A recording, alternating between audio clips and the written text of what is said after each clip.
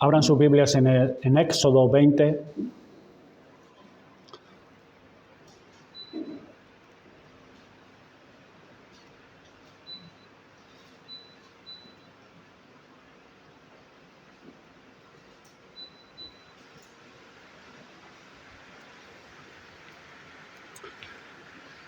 Estamos en esta serie acerca de los 10 mandamientos y vamos a hacer un breve resumen, pero antes vamos a leer el versículo que quiero en esta mañana que consideremos juntos. Éxodo capítulo 20, versículo 7. Dice así la palabra de Dios. No tomarás el nombre de Jehová tu Dios en vano, porque no dará por inocente Jehová al que tomare su nombre en vano. Para hacer un muy breve resumen de lo que hemos visto hasta ahora, es que el propósito de Dios al dar a toda la humanidad los 10 mandamientos es revelarnos su naturaleza santa. ¿Quién es el que está detrás de estos mandamientos? Y el deber que Él requiere de todos los hombres, que es la obediencia perfecta y absoluta a su absoluta voluntad soberana. La regla que Dios reveló primero al hombre para obediencia es la ley moral. Y la ley moral está resumida en los 10 mandamientos. Jehová se identifica como el dador de la ley. Yo soy Jehová tu Dios, que te saqué de la tierra de Egipto, de casa de servidumbre.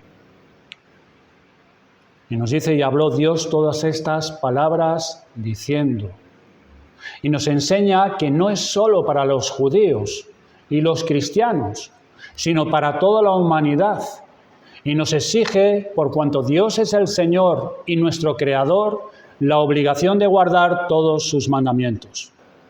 Por tanto, así el primer mandamiento, no tendrás dioses ajenos delante de mí, nos pide que conozcamos y reconozcamos a Dios como nuestro único y verdadero Dios y que como tal le adoremos y le glorifiquemos.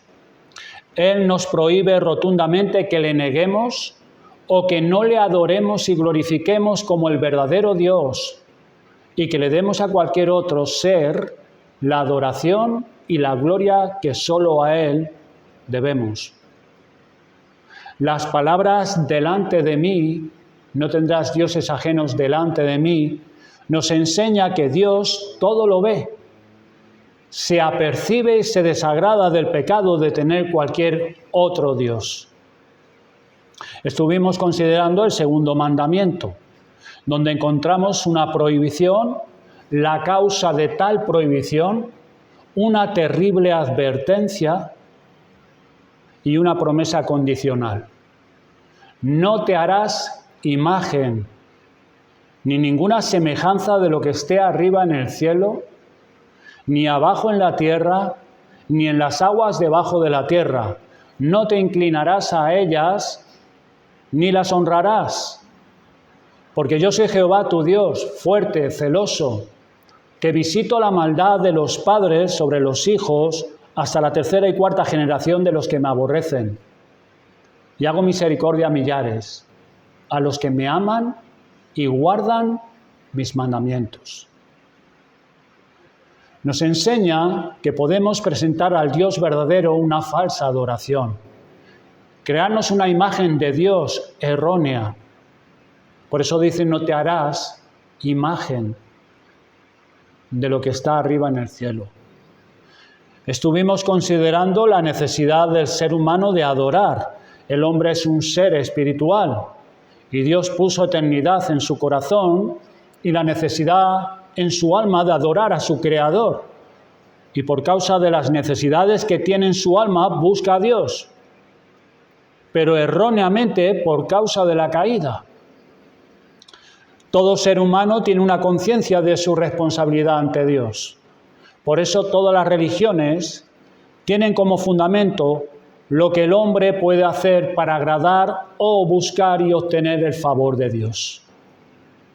Los hombres y mujeres se enfrentan a la eternidad y saben que hay un ser y sus conciencias les convencen que son culpables y que tendrán que rendir cuentas a este ser supremo. Consideramos los principales ídolos de nuestra sociedad y los ídolos de nuestro corazón, porque no te harás imagen de lo que está arriba en el cielo, abajo en la tierra y debajo de las aguas de la tierra, y no te inclinarás.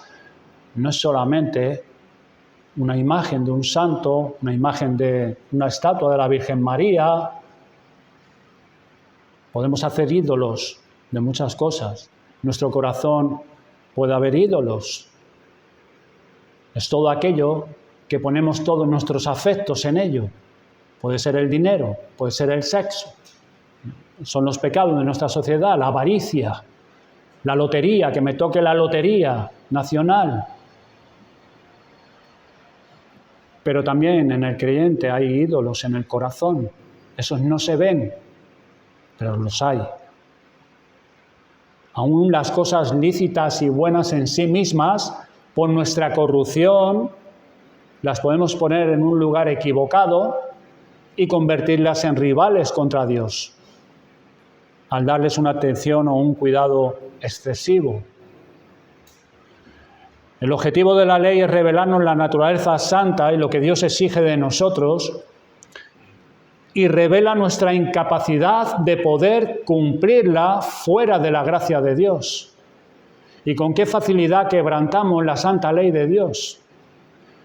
Dios muestra lo que nos prohíbe por nuestro bien o para nuestro bien, y a través de su santa ley hacernos ver nuestra necesidad de Cristo y del Evangelio, pues ninguno de los que estamos aquí llegamos a lo que Dios quiere y espera de nosotros. Ninguno. Hoy consideraremos el tercer mandamiento: no tomarás el nombre de Jehová, tu Dios, en vano.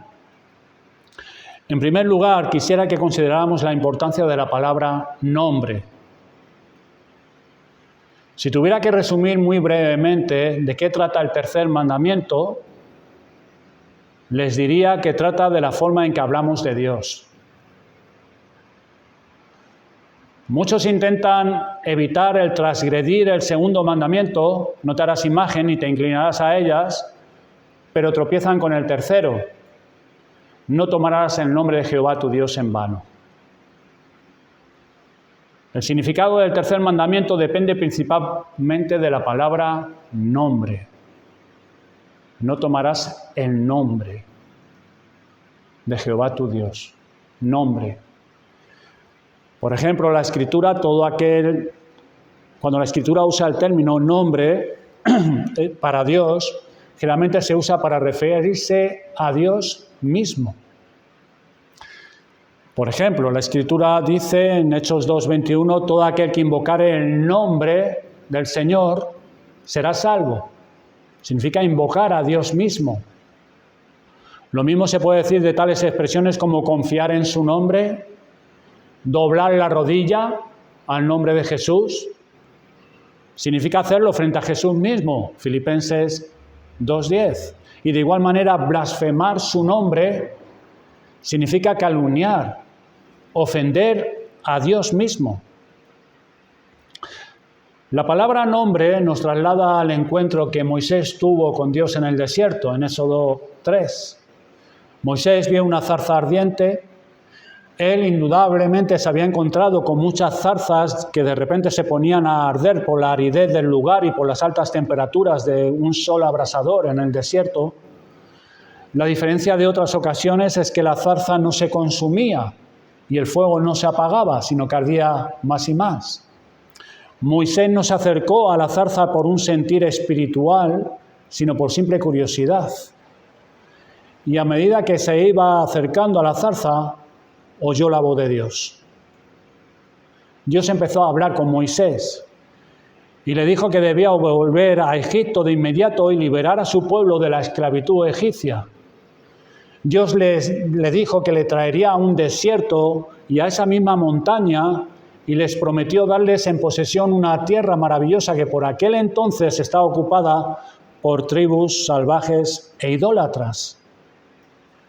Todo esto sonaba bien a Moisés, Pero el problema que frenaba a Moisés era si el pueblo iba a creer lo que Dios le había dicho que dijera al pueblo.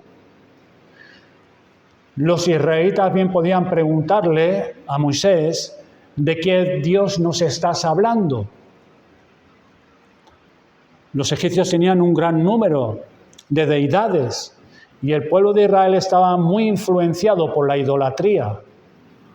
Moisés necesitaba saber qué nombre podía darle al Dios del que él iba a ser portavoz.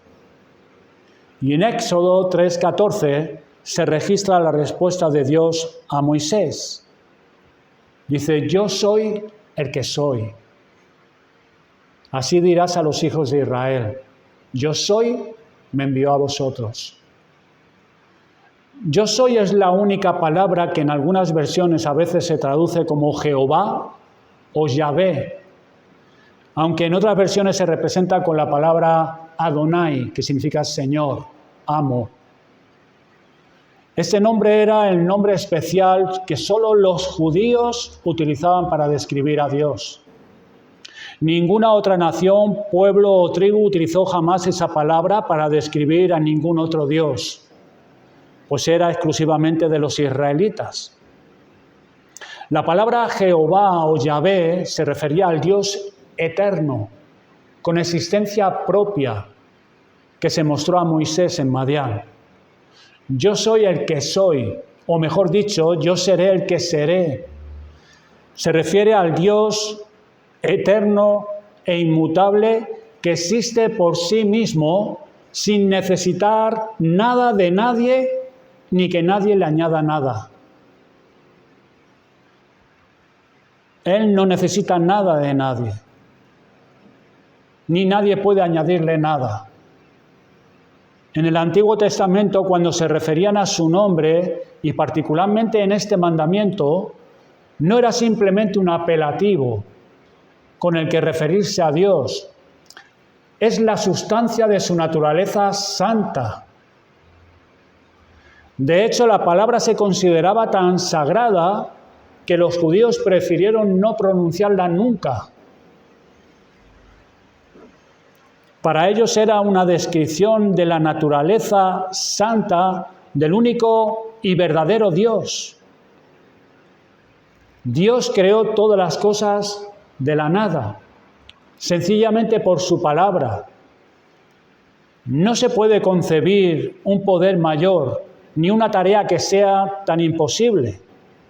Su nombre, en el concepto bíblico de Dios Todopoderoso, difería y difiere radicalmente del paganismo y de la idolatría.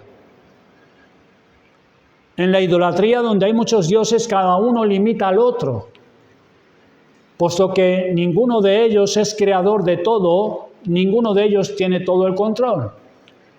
Y por eso en el paganismo vemos el dios de la montaña, el dios del valle, el dios de la cosecha, el dios de la lluvia. Y cada uno limitaba el uno al otro.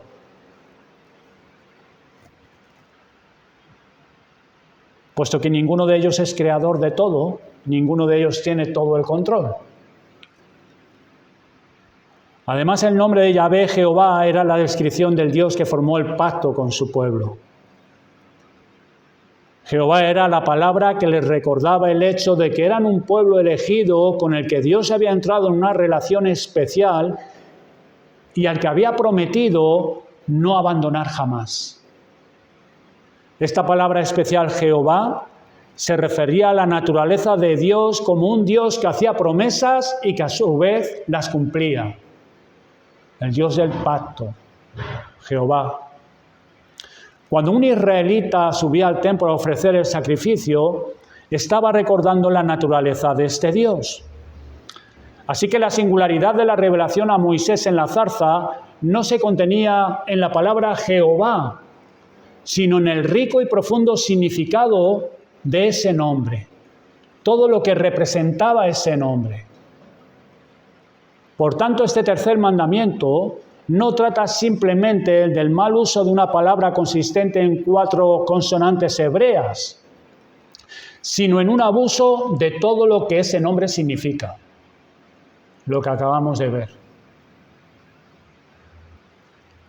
Por eso las Sagradas Escrituras engrandecen, exaltan el nombre de Dios, nos exhortan a acercarnos con reverencia y debe crear en nosotros temor. Temor, porque el nombre de Dios es sagrado. Dios es único. En Deuteronomio 28:58 leemos: temiendo este nombre glorioso y temible, Jehová tu Dios. Temiendo este nombre glorioso y temible, Jehová tu Dios. Su nombre no es cualquier cosa. El nombre de Jehová no es cualquier cosa.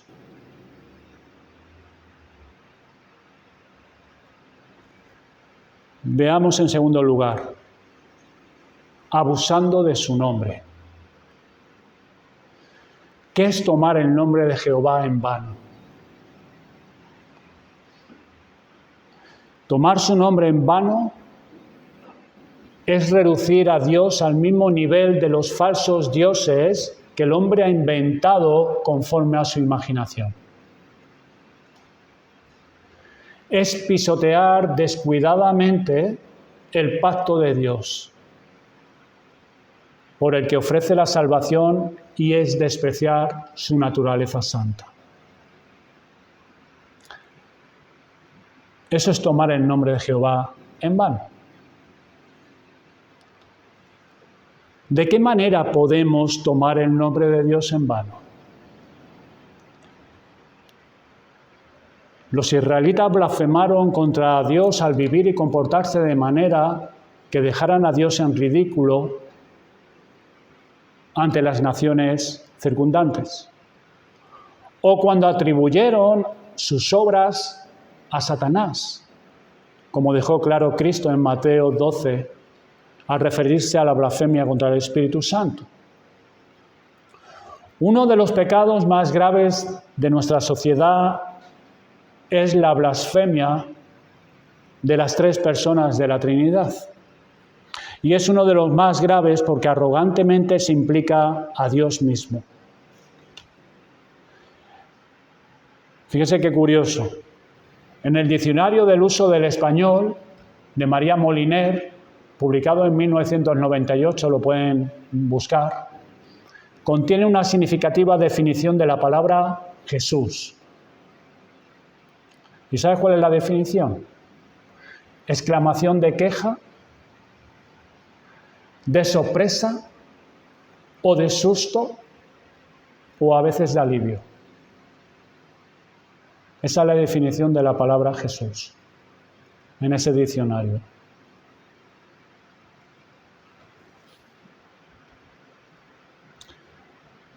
Se puede pensar que utilizar el nombre de Dios como una exclamación espontánea es algo inocente.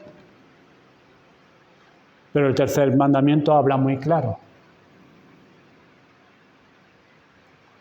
Tomar su nombre a la ligera es calumniar a Dios mismo, porque reduce toda la naturaleza de un Dios santo, omnipotente y soberano al nivel de una palabrota.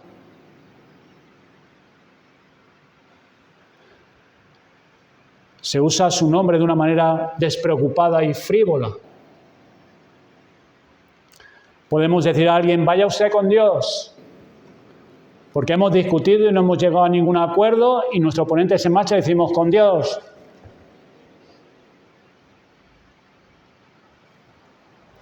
Cuando nos preguntan algo que no sabemos o no estamos seguros y comentamos: sabe Dios, como una afirmación despreocupada de que nosotros no, de modo que quizás alguien, quizás sí sabe, sabrá Dios. Hay más expresiones de las que creemos que toman el nombre de Dios a la ligera. Hoy muchos usan constantemente expresiones como Señor o Dios mío, dame paciencia.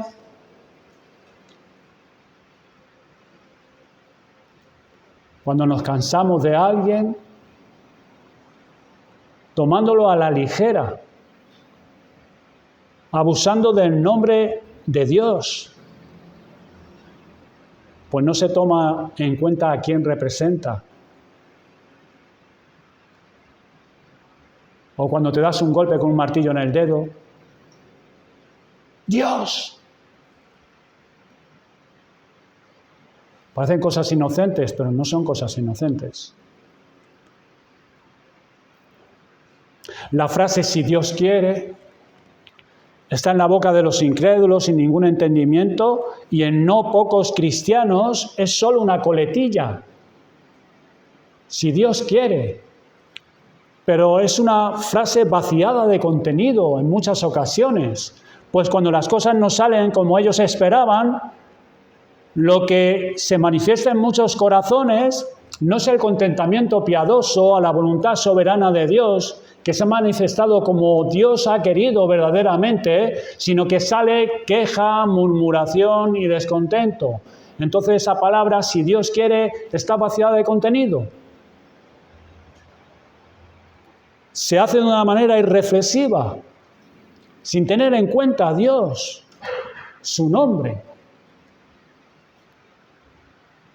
Como está escrito en Proverbios 19:15, la insensatez del hombre tuerce su camino y luego contra Jehová se irrita su corazón.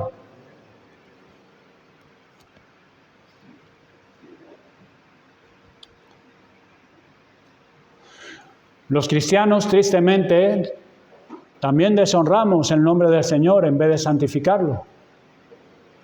Como el Señor Jesucristo nos enseñó, santificado sea tu nombre. Por causa de nuestro descuido, rebajamos su nombre. Hay muchas formas por las que los cristianos toman el nombre de Dios en vano. Se toma el nombre de Jehová en vano en la adoración. Y en la oración se toma el nombre de Jehová en vano en una falsa obediencia. Utilizando su nombre para apoyar mentiras, provocando la burla de los incrédulos de su nombre, por medio de juramentos ociosos. Quebrantamos este mandamiento por causa de nuestra incredulidad. Esto es, no creyendo lo que Él promete, lo que Él ha dicho en su palabra. Y tomamos su nombre en vano. Utilizando mal su palabra. Y peor aún, haciendo que los impíos blasfemen contra el nombre de Dios por causa, muchas veces, de nuestra conducta impía.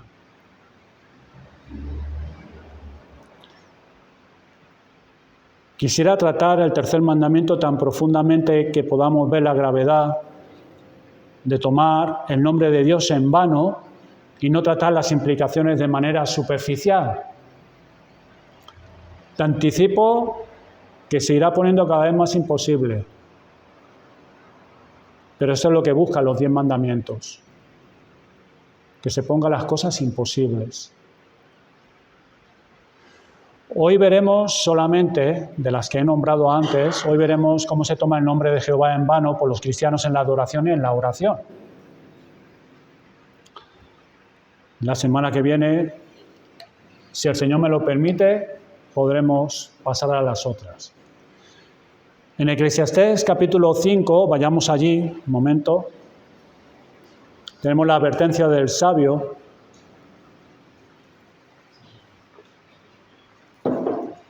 que escribió el libro de Eclesiastés, capítulo 5, versículos 1 y 2.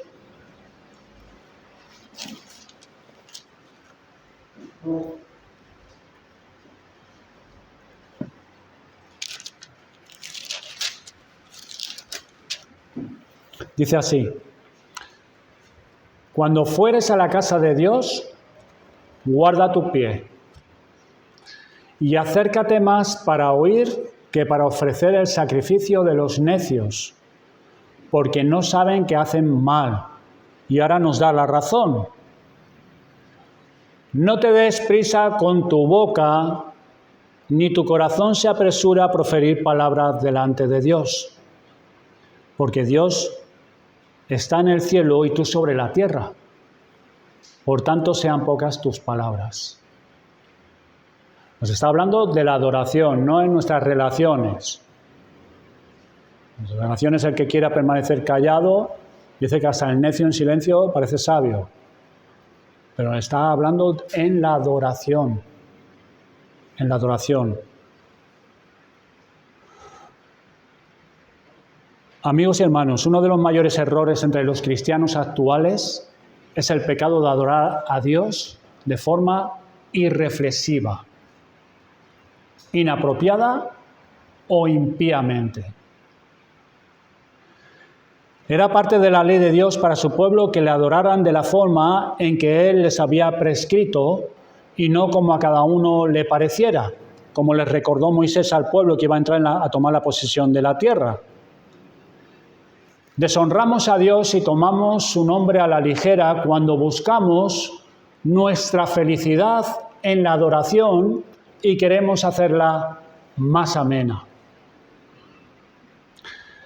Pero la prueba de la verdadera adoración que tenemos que tener en cuenta, hermanos, no es que nos alegre, sino que nos santifique.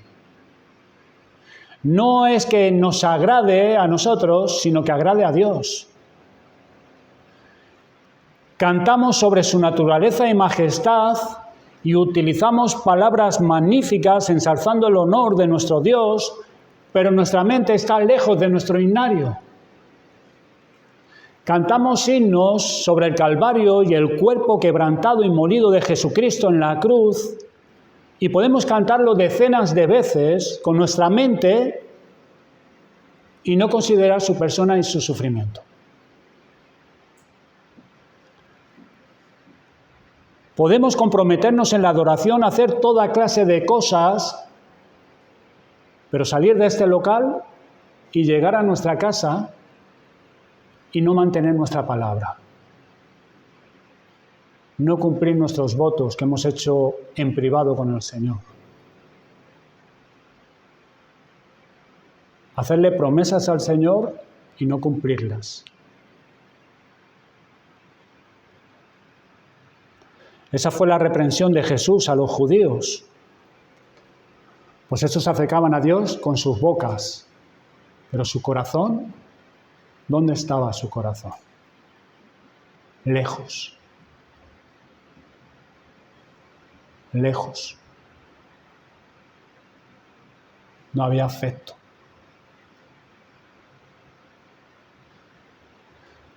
En cambio, David en el Salmo 103 hablaba a su propia alma y se exhortaba a sí mismo con estas palabras. Bendice alma mía a Jehová y bendiga todo mi ser tu santo nombre. Bendice alma mía a Jehová y no olvides ninguno de sus beneficios.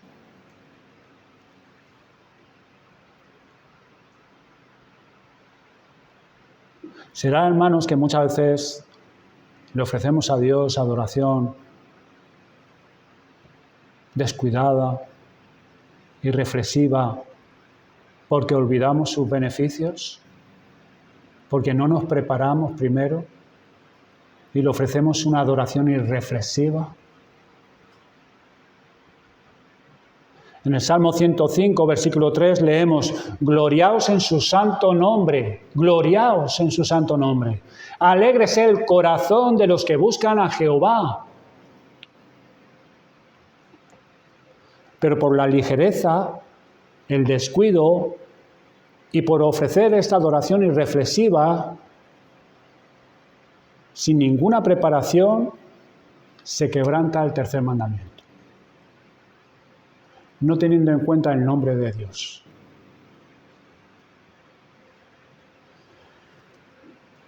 En la determinación de demostrar una íntima relación personal con el Creador, también se ha caído en una excesiva familiaridad al utilizar la palabra papá o papito.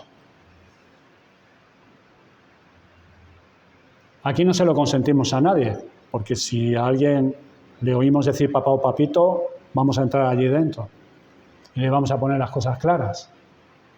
Pero en muchas iglesias evangélicas, papá papito, padrecito. ¿Ven cómo vacían de contenido a Dios que es único, que su nombre es santo, que es glorioso, es irreverente? Irreverente. Es una falta de respeto y tener una idea errada de la persona y la naturaleza de Dios. Es tomar su bendito nombre en vano y además quebrantar el segundo mandamiento: no te harás imagen de lo que está arriba en el cielo, porque es reducir a Dios a un tamaño que nos sea más fácil acercarnos a Él y que lo podamos controlar, a este Dios, que podamos controlarlo. Y se le reduce a eso, a un papito, a papá.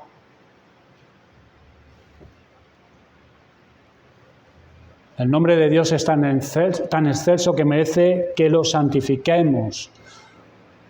Cuán grande es tu nombre en toda la tierra, dice el salmista. Cuán grande es tu nombre en toda la tierra.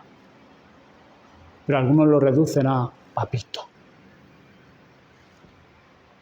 En otro salmo dice: te has vestido de gloria y de magnificencia.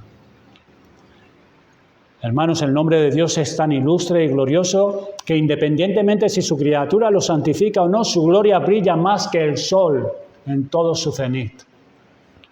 En Él resplandecen todas las perfecciones, la santidad, su sabiduría y su misericordia. Y Dios es único. Dios es único. ¿Qué idea tienes tú de Dios? ¿Qué idea tienes de Dios? ¿Es el Dios que se revela en las Escrituras? Él es digno de ser alabado y su nombre reverenciado y puesto bien en alto. También tomamos el nombre de Dios en vano con la vana repetición de la palabra Jesús o Señor en nuestras oraciones. En la adoración también es una clara violación del tercer mandamiento, sobre todo cuando lo usamos como relleno en la oración o para impresionar a otros con nuestra espiritualidad. Estamos nombrando la palabra Señor o Jesús sin pensar profundamente en la naturaleza de aquel cuyo nombre estamos empleando. Es algo que tenemos que corregir.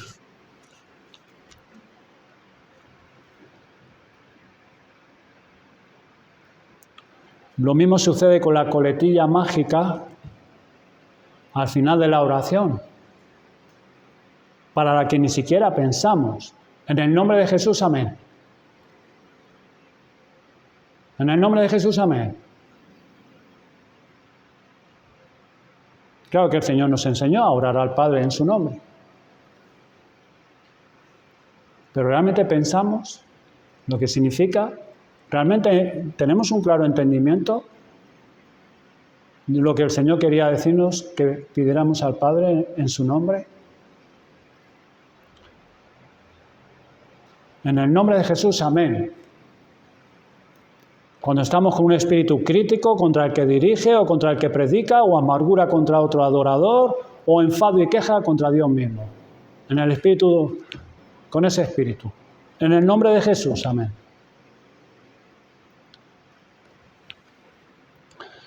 Muchos toman el nombre de Jesús en vano, utilizando con arrogancia su promesa en Juan 14:14, si algo pidierais en mi nombre, yo lo haré. Pero utilizar esta promesa sin respeto por la voluntad de Dios o su naturaleza santa es una clara evidencia de un mal uso del significado de su nombre.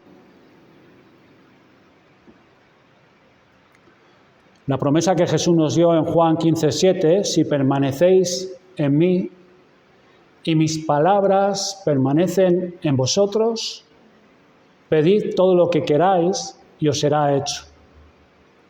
Es la promesa de la oración contestada que proviene de conocer, de amar y orar su voluntad revelada en las Escrituras.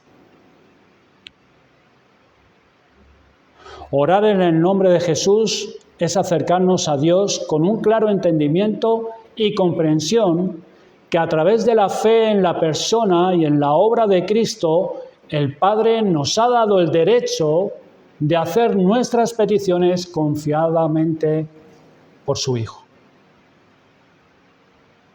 En el nombre de Jesús. Amén.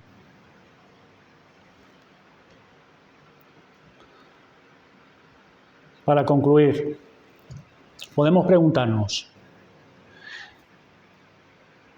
¿no se está exagerando? ¿No estamos llevando todo esto a un extremo? ¿De verdad nos lo tenemos que tomar en serio?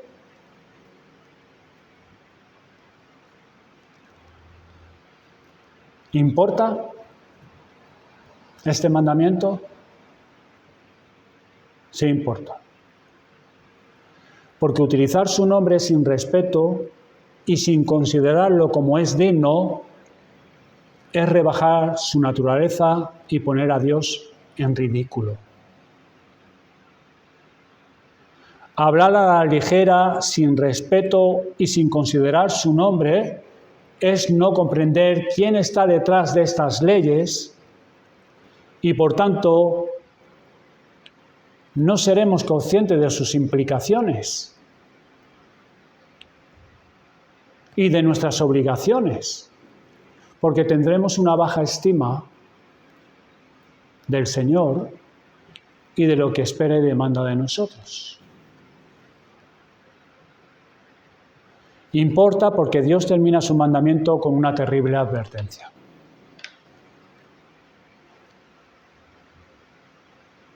No tomarás el nombre de Jehová tu Dios en vano, porque no dará por inocente Jehová al que tomare su nombre en vano.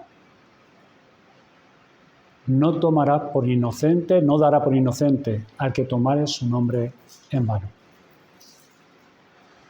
En Levítico 24:11 cuenta la historia de un hijo de una mujer israelita que blasfemó contra Dios con una maldición y fue ejecutado por ello. Hoy no se aplica este tipo de castigo en nuestro sistema judicial, pero Dios no será menos severo en su juicio final contra aquellos que tomaron su nombre en vano y lo utilizaron mal. El Dios que ejecutó a aquel joven en Levítico 24 solo estaba haciendo instantáneamente en la tierra lo que hará en el juicio final a los que toman su nombre en vano y los que blasfeman contra él. El propósito del tercer mandamiento es mostrarnos la naturaleza del Dios que adoramos y la forma que debemos presentarnos delante de Él para adorarle. Y esto debería ser motivo suficiente para hacernos temblar ante Él y nos revela con qué facilidad quebrantamos este mandamiento. Y el propósito principal de la ley es llevarnos a la cruz de Cristo para obtener el perdón. Esta palabra Jehová se refería a la naturaleza de Dios como un Dios que hacía promesas y que a su vez las cumplía. En la caída Dios dio la promesa a nuestros padres en Edén que de la simiente de la mujer nacería uno que aplastaría la cabeza de la serpiente. Todo el Antiguo Testamento es en realidad el desarrollo de la historia de Dios preparando el camino para el cumplimiento de la promesa. Aunque los judíos no se dieran cuenta de este hecho, era el nombre que señalaba hacia la venida de Cristo, quien entregó su vida para establecer el pacto de perdón con aquellos que de entre todas las naciones formarían el nuevo Israel de la fe.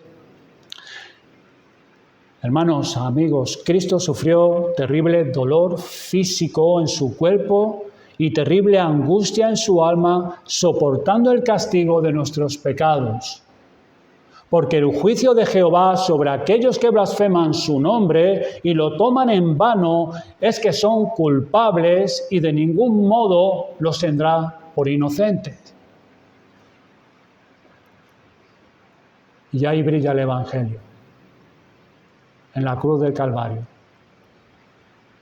Y Cristo, el justo, el inocente, aquel que dio a conocer el nombre de Dios su Padre, es declarado culpable y muere colgado en un madero. Es en la cruz, hermanos, donde vemos la gravedad del pecado y la naturaleza santa de Dios, pero también vemos su gran misericordia por la humanidad caída. Jesucristo es la fuente donde emana abundante gracia y perdón para pecadores como nosotros, que hemos tomado el nombre de Dios en vano antes de ser salvados por gracia, que hemos blasfemado su nombre, éramos culpables. Pero hay gracia también para los que por la fe y el arrepentimiento acuden a refugiarse en Cristo. Como nos dice Pablo en Romanos 5, versículos 8 y 9, mas Dios muestra su amor para con nosotros en que siendo aún pecadores, Cristo murió por nosotros. Pues mucho más, estando ya justificados en su sangre, por él seremos salvos de la ira. Como en todos los mandamientos, hay un aspecto positivo en esa advertencia de utilizar el nombre de Dios descuidadamente. Si se nos advierte de no utilizar erróneamente el nombre del Señor, es porque también se nos invita a utilizarlo. El nombre de nuestro Dios y Salvador es un nombre poderoso. Es el nombre de Cristo que nos abre las puertas a la presencia de Dios a través de la oración para obtener gracia. Hermanos y amigos, si tan solo vislumbráramos la gloria divina, como hizo Moisés en la peña, ello produciría adoración y alabanza en nosotros. Produciría temor, asombro de Dios. Si viéramos a Dios cara a cara como hacen los ángeles del cielo, si le pudiéramos ver sentado en su trono como ese trono como piedra de jaspe, la visión de su gloria nos llevaría a hacer lo que hacen los 24 ancianos, que es tomar sus coronas y arrojárselas al Señor, a sus pies, delante de su trono, diciendo: Señor, digno eres de recibir la gloria y la honra y el poder. Es un privilegio para nosotros poder utilizar el nombre de Dios, el Dios Trino, Padre, Hijo y Espíritu Santo, en la adoración. Pero, hermanos, hagámoslo cuidadosamente. Cuidadosamente. Pues pocas cosas hay tan maravillosas como utilizar el nombre de Dios, nuestro Salvador, y nada más peligroso como abusar de él. Que el Señor nos ayude. Vamos a orar.